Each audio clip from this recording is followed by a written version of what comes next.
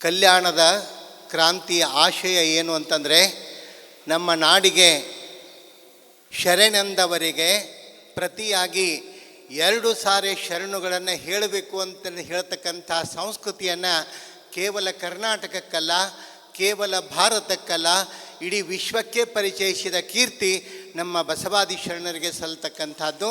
ಅದು ನಮ್ಮ ಹೆಮ್ಮೆ ಅನ್ನೋದನ್ನು ನಾವು ಮರಿಬಾರ್ದು.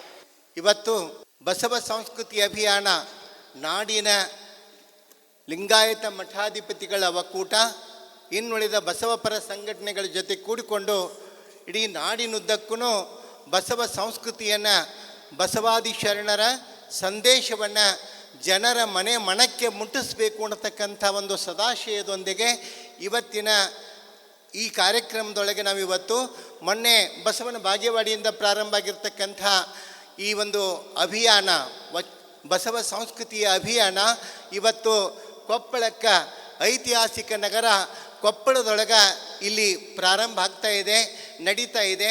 ಮುಖ್ಯವಾಗಿ ನಮ್ಮ ಮಕ್ಕಳನ್ನು, ವಿದ್ಯಾರ್ಥಿಗಳನ್ನು ದೃಷ್ಟಿಯೊಳಗಿಟ್ಟುಕೊಂಡು ಪ್ರತಿಯೊಂದು ಕಡೆಗೆ ಈ ಇದು ನಮ್ಮ ವಚನ ಸಂವಾದ, ಆಮೇಲೆ ಆಶಯಗಳು, ಶರಣರ ಆಶಯಗಳನ್ನು ಕುರಿತು ವಿದ್ಯಾರ್ಥಿಗಳಿರ್ತಕ್ಕಂಥ ಒಂದು ಸಂಶಯಗಳನ್ನು, ಒಂದು ವಿಚಾರಗಳನ್ನು ತಿಳಿದುಕೊಳ್ತಕ್ಕಂಥ ಹಿನ್ನೆಲೆಯೊಳಗೆ ಸಂವಾದ ಕಾರ್ಯಕ್ರಮವನ್ನು ಇಟ್ಕೊಳ್ತಕ್ಕಂಥದ್ದು. ಬಹುಶಃ ಇಡೀ ಅಭಿಯಾನದುದ್ದಕ್ಕೂ ತಾವೆಲ್ಲ ಗಮನಿಸಿರಬೇಕು, ಭಾಳಷ್ಟು ಜನಪ್ರಿಯವಾಗಿರ್ತಕ್ಕಂಥ ಕಾರ್ಯಕ್ರಮ ಅಂತಂದರೆ ಅದು ಸಂವಾದ ಕಾರ್ಯಕ್ರಮ ಅನ್ನೋದು ಭಾಳ ಅಭಿಮಾನ, ಹೆಮ್ಮೆಯ ಸಂಗತಿ.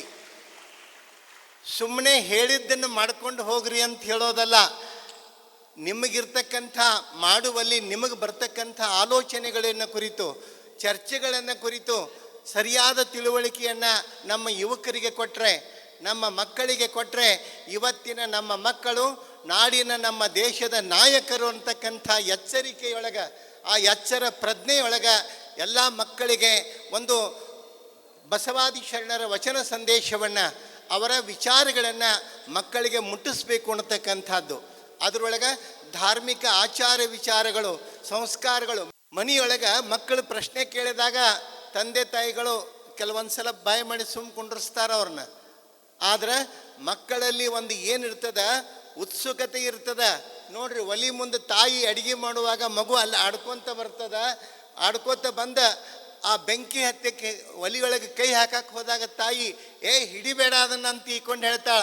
ಯಾಕೆ ಹಿಡಿಬಾರ್ದು ಅಂತ ಕೇಳ್ತದ ಮಗು. ಹಿಡಿಬಾರ್ದು, ಸುಡ್ತದ, ಅದು ಬೆಂಕಿ ಸುಡ್ತದ ಅನ್ನುವಂಥ ಕಲ್ಪನೆಯೊಳಗೆ ಮಗುವಿಗೆ ಬೆಂಕಿನೂ ಹೊಸದು, ನೀರು ಹೊಸದು, ಎಲ್ಲಾನು ಹೊಸದು. ಆದರೆ ಆ ಮಗುವಿಗೆ ಎಚ್ಚರಿಸ್ತಕ್ಕಂಥ ತಾಯಿ ಏನಿರ್ತಾಳಲ್ಲ, ಬೆಂಕಿ ಹಿಡಿದ್ರೆ ನಿನ್ನ ಕೈ ಸುಡ್ತದ ಅಂತ ಹೇಳಿ ಎಚ್ಚರಿಸುವಂಥ ತಾಯಿಯ ಒಂದು ಮಾತೃತ್ವ ಪ್ರಜ್ಞೆ ಏನಿದೆ, ಆ ತಾಯಿಯ ಜವಾಬ್ದಾರಿಯನ್ನ ಇವತ್ತು ಮಠಾಧಿಪತಿಗಳಾದವರು ನಿರ್ವಹಿಸಬೇಕಾಗಿದೆ. ವಿದ್ಯಾರ್ಥಿಗಳಿಗೆ, ಯುವಕರಿಗೆ ಯಾವ ರೀತಿಯೊಳಗೆ ಬದುಕಬೇಕು, ಯಾವ ರೀತಿಯೊಳಗೆ ನಾವು ಜೀವನವನ್ನು, ಕ್ರಮವನ್ನು ಅಳವಡಿಸಿಕೊಳ್ಬೇಕು, ನಮ್ಮ ದಿನನಿತ್ಯದ ಬದುಕು ಹೇಗಿರಬೇಕು ಅನ್ನೋ ಒಂದು ವಿಚಾರಗಳವಾಗಿ ಮಕ್ಕಳಲ್ಲಿ ಗೊಂದಲಗಳಿರಬಾರ್ದು, ತಾಕಲಾಟಗಳಿರಬಾರ್ದು, ದ್ವಂದ್ವಗಳು ಇರಬಾರ್ದು ಅನ್ನೋ ಉದ್ದೇಶದಿಂದ ವಿದ್ಯಾರ್ಥಿಗಳೊಂದಿಗೆ ಸಂವಾದ ಕಾರ್ಯಕ್ರಮವನ್ನು ಎಲ್ಲ ಕಡೆಗೂ ಆಯೋಜನೆ ಮಾಡಲಾಗ್ತಾ ಇದೆ. ಆ ಹಿನ್ನೆಲೆಯೊಳಗೆ ಇವತ್ತ ಈ ವಿದ್ಯಾರ್ಥಿಗಳೊಂದಿಗೆ ಸಂವಾದ ನಡೀತಿರ್ತಕ್ಕಂಥದ್ದು. ತಾವು ಇದರೊಳಗೆ ಭಾಗವಹಿಸ್ತಿರೋದು ಬಹುಶಃ ಬಹಳಷ್ಟು ವಿಚಾರಗಳು, ಎಷ್ಟು ಅದ್ಭುತವಾದ ಉತ್ತಮ ಪ್ರಶ್ನೆಗಳು, ಉತ್ತಮ ವಿಚಾರಗಳು ನಿಮ್ಮಿಂದ ಬರ್ತಿದ್ದಾವೆ ಅಂತಂತಂದ್ರೆ ಬಹುತೇಕ ನಾವು ಅಂದ್ಕೋತೀವಿ ನಿಮ್ಮ ಪ್ರಶ್ನೆಗಳಿಗೆ ನಾವು ಉತ್ತರ ಕೊಡ್ತೀವಿ ಅಂತ ಹೇಳಿ. ಅನ್ನೋಕ್ಕಿಂತ ನಿಮ್ಮಲ್ಲಿರ್ತಕ್ಕಂಥ ಒಂದು ಏನು ತಿಳಿಬೇಕು ಅನ್ನತಕ್ಕಂಥ ಹಂಬಲ, ನಿಮ್ಮಲ್ಲಿರ್ತಕ್ಕಂಥ ಬುದ್ಧಿವಂತಿಕೆ, ಉತ್ತರ ಹೇಳೋರ್ದು ಬುದ್ಧಿವಂತಿಕೆ ಅಲ್ಲ, ಉತ್ತರ ಕೊಡೋರ್ದು ಬುದ್ಧಿವಂತಿಕೆ ಅಲ್ಲ, ಪ್ರಶ್ನೆ ಕೇಳೋರ್ದು ಬುದ್ಧಿವಂತಿಕೆ. ಆ ಕಾರಣಕ್ಕೆ ಪ್ರಜಾಪ್ರಭುತ್ವದ ವ್ಯವಸ್ಥೆಯೊಳಗ ನೋಡ್ರಿ, ಸಂವಾದ ಇರಬೇಕು, ವಾದ ವಿವಾದ ಇರಬಾರ್ದು, ಸಂವಾದ ಇರಬೇಕು. ನಮ್ದು ಏನಾಗ್ಯದ ಅಂದ್ರೆ ವಾದ ವಿವಾದಗಳು ಬಹಳ ಆಗ್ಯಾವ.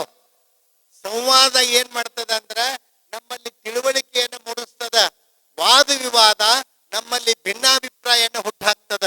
ಆ ಕಾರಣಕ್ಕ ವಾದ ವಿವಾದಕ್ಕಿಂತಲೂ ಸಂವಾದ ಒಳ್ಳೆಯದು ಅನ್ನೋದು ನಮ್ಮ ಮಠಾಧಿಪತಿಗಳ ಒಕ್ಕೂಟದ ಆಶಯ ಅನ್ನೋದನ್ನ ಈ ಸಂದರ್ಭದೊಳಗ ಹೇಳ್ತಾ, ವಿದ್ಯಾರ್ಥಿಗಳು ನೇರವಾಗಿ ತಾವು ಅಣಿಗೊಳ್ಳಬೇಕು. ಪ್ರಶ್ನೆ ಚಿಕ್ಕದಾಗಿರ್ಲಿ. ಪ್ರಶ್ನೆ ಕೇಳುಕ್ಕಿಂತ ಮೊದಲ ನಿಮ್ಮ ಹೆಸರು ಹೇಳಬೇಕು. ನಿಮ್ಮ ಹೆಸರು, ನಿಮ್ಮ ಶಾಲೆಯ ಹೆಸರು ಹೇಳಿ ಆಮೇಲೆ